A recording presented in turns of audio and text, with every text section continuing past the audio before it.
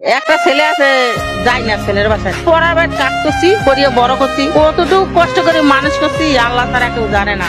স্বামী মতো 20 বছর হয়ে গেছে, এই কষ্ট করে পোলাপার মানুষ করছি, বিয়েটা দিতেছি, পোলাপারে কেউ জিগায় না। এখন এই ব্যবসা করে খাই, বাবা তাই একাই চরম করে বড় করছি যে ভবিষ্যতে ভাত দেবো, দেয় না। এখন কি করবো? একটা পোলা অনেক কষ্ট করে মানুষ করছি, যে বড় হইলে ভাত দেবো, কামাই খামু। বিয়ে দিছি, বউ নিয়ে গেছে, বিয়ে করে মায়ের কথা ভুলিয়া গেছে, মা জিগাইও না। ছেলের প্রতি কোনো অভিমান আছে? না, কোনো অভিমান নেই, যাইও না, পোলা বসে আসে না। কেন না থাকলে কি করবো কও? বউ ভালো হয়ে গেছে, মা ভালো না। এখন মা ভাতটা হর দেওয়া না, বই না একটা ভাতটা হর দেওয়া না করতে গিয়ে গেছে।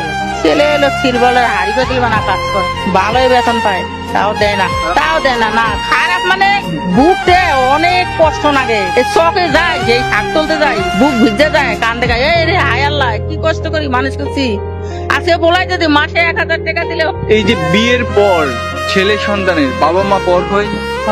চেনে না, কি করবো? নিজের ছেলে নিজের মাকে চিনে না? চেনে না, কি করবো? বড় মাইয়া বাহিরে থাকে, পোলা এলো বিয়ে করে গেছে গা বউ নিয়া, একটা ন্যাংরা মাইয়া আছে, ওটা নিয়ে খাই, নিজে কষ্ট করি খাই এই মাইয়াটা নিয়া। কিভাবে সংসার চলছে? আপনি আল্লাহ এই আলেসাম। কত টাকা বিক্রি করেন? সারাদিনে 300 বেচাই, 400 বেচাই। এই টাকা দিয়ে কি সংসার, দুজন মানুষের খাবার চলে? আর মনে করো ঘর ভাড়া দেই, কি কষ্ট মানে কোয়া লাভ হইব না, কষ্ট কথা। বয়স এখন কত হইব? 50-60 হইব। বয়স তো অনেক হয়েছে, এই বয়সে এই যে রেল লাইনে এই কলমি শাক আর কচুর শাক বিক্রি করছেন কেন? হলো কি করব এখন? একটা স্বামীরা একটা নাম পাই না, একটা দূরত্ব মাতার নাম দেয় না, মাইয়া একটা ন্যাংরা, তার কোনো কথা বলতে পাই না, নিজে পাই না, কি করি খাবো? চা কিনতে খালি শরম করে দেখে ব্যবসা করি।